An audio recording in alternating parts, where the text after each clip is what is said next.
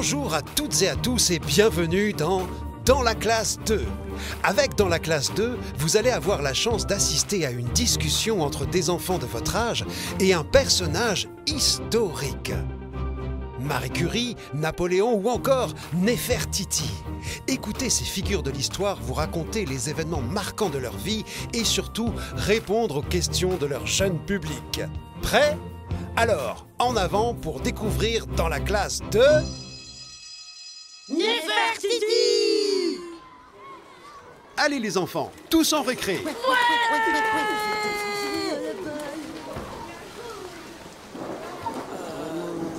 C'est toujours pareil. Dès qu'on veut sortir, il se met à pleuvoir. Qu'est-ce qu'on va faire du coup? Et pas de quoi s'apitoyer comme ça. Je crois que j'ai une idée pour vous faire oublier la pluie. Oh, le grand livre d'histoire.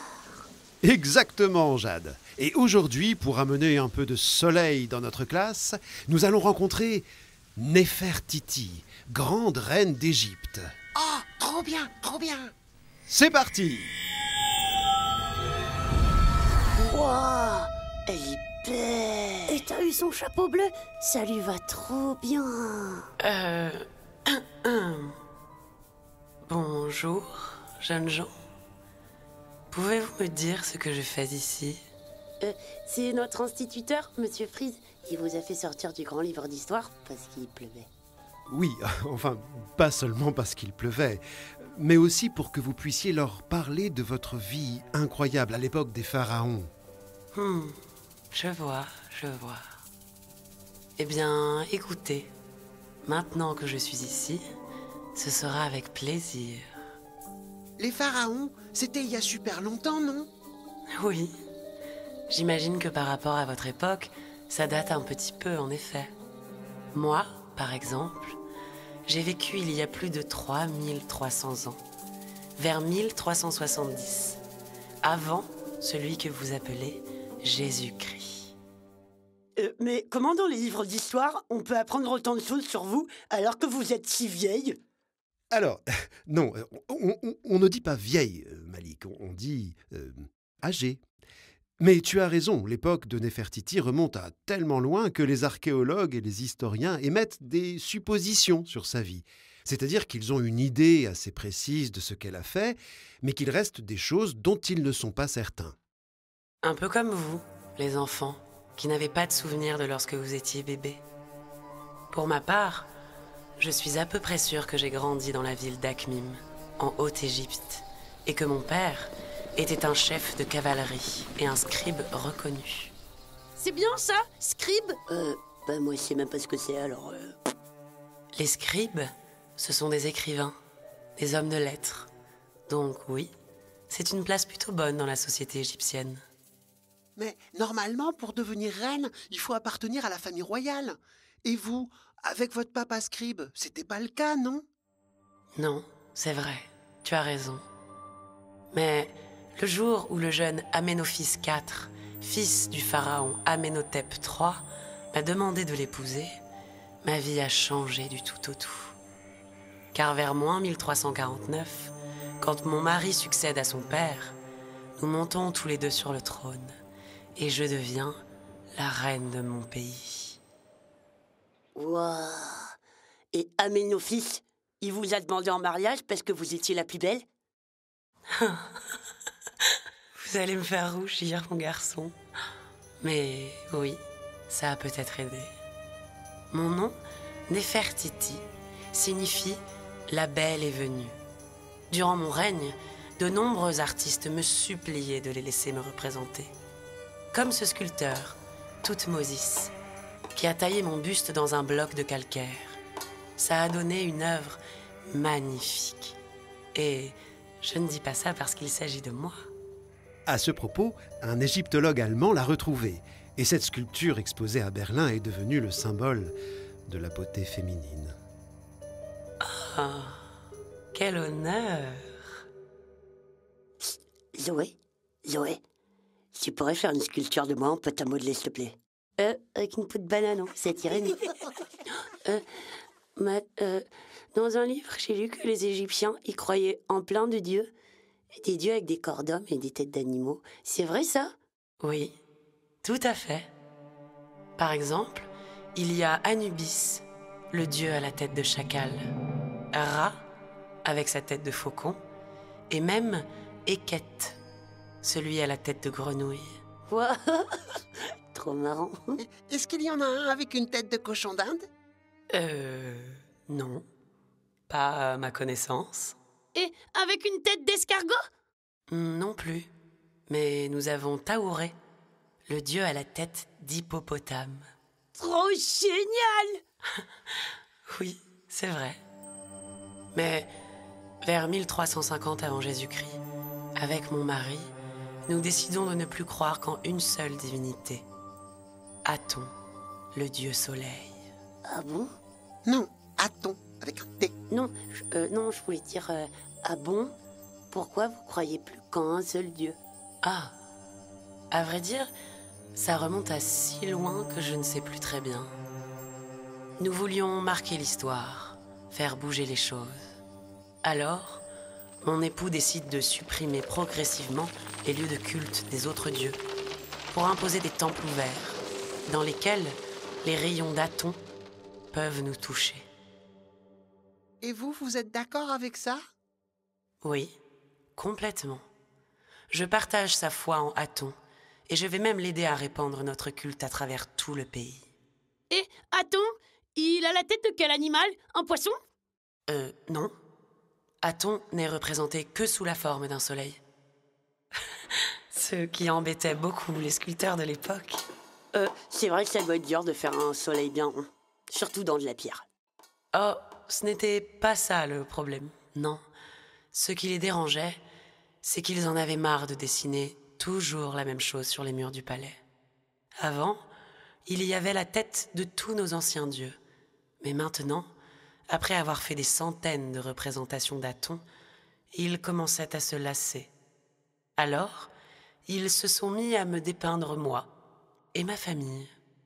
Et c'est d'ailleurs grâce à cela que nous connaissons l'importance de votre rôle politique, notamment entre 1348 et 1336 avant Jésus-Christ.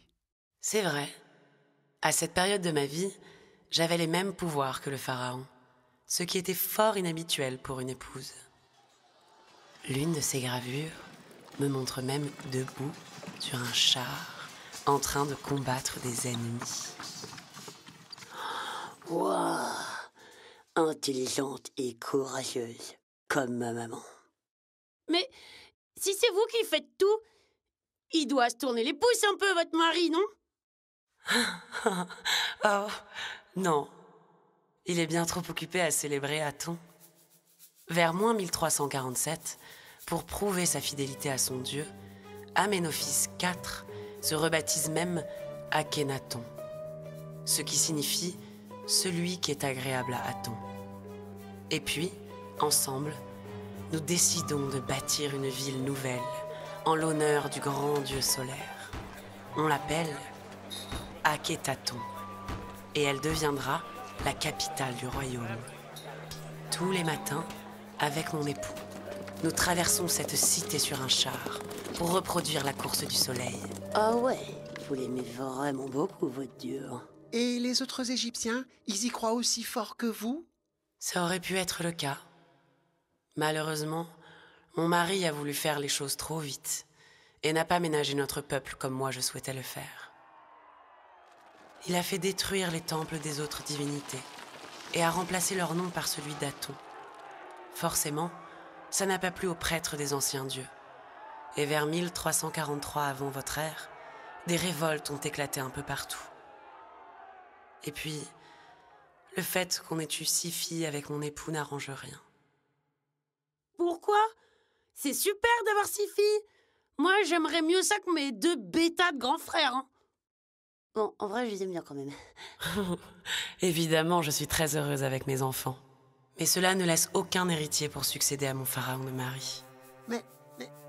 Et Toutankhamon alors? J'ai cru lire quelque part que c'était votre fils. Oui, tu as raison. Akhenaton a fini par avoir un fils qui a pris sa place sur le trône. Malheureusement, beaucoup pensent qu'il l'a eu avec une autre femme que moi. Ouah, ça se fait trop pas, ça. Oh, tu sais, À l'époque, c'était chose courante. Et puis, ce n'est pas ça le pire. Vers moins 1340, après 12 ans de règne, une terrible épidémie de peste s'abat sur tout le pays. La mère de mon pharaon, Tii, va y succomber, ainsi que 3 de mes filles, Makhétaton, Néfer-Néferouré et Sété-Penré. Oh, c'est triste. Oui, je suis anéantie devant tous ces drames. Alors, pour honorer leur mémoire, nous leur organisons un très bel enterrement, afin qu'elles s'en aillent rejoindre Aton. Et puis, vers moins 1336, Akhenaton meurt à son tour. Et vous alors? Il vous arrive quoi? Ah ah, là est le grand mystère. Quoi? Comment ça? Eh bien, comme je vous le disais au début, les informations à mon sujet sont parfois floues. Et à ce moment de ma vie, il est difficile de savoir ce que je suis devenue. Après la mort de mes filles, je me suis tenue à l'écart de mon peuple et du monde politique. Ce qui n'a pas facilité le travail de recherche de vos historiens, j'imagine. Finalement, personne ne sait si j'ai, moi aussi, été emportée par la maladie. Ou bien si le chagrin m'a poussée à m'exiler. Ou peut-être alors que j'ai changé de nom pour mener une nouvelle vie. Toujours est-il que personne n'a jamais retrouvé ma tombe. Certains disent même que j'aurais régné sur l'Égypte pendant une courte période, entre la mort de mon époux et le règne de son fils Toutankhamon. Vous imaginez ça? Une femme pharaon? Incroyable, n'est-ce pas? Waouh! Une pharaone! Waouh, ça serait dingue! Ce qui est sûr, c'est que pour l'instant, le mystère reste entier. Je vais devoir vous laisser maintenant. Je retourne auprès d'Aton. Au revoir les enfants. Au revoir, Néfertiti, grande reine d'Égypte! C'était trop intéressant. Hé, regardez! Le soleil, il est revenu! Oh, c'est sûr, c'est Néfertiti qui nous a fait coucou, c'est sûr! Ouais! Les enfants, j'espère que ça vous a plu. On se retrouve très vite pour une nouvelle rencontre historique.